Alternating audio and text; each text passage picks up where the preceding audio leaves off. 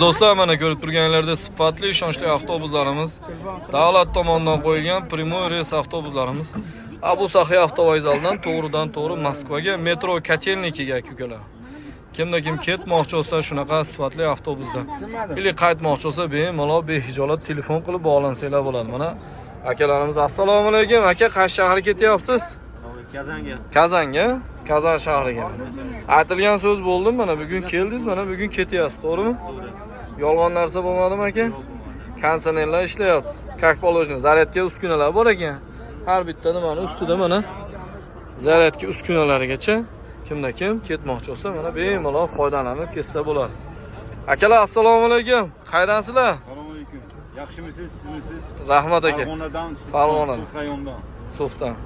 Necha kishi qayerga ketyapsizlar? Biz 8 kishi Kazanga ketyapmiz. Kazanga. Tataristonga.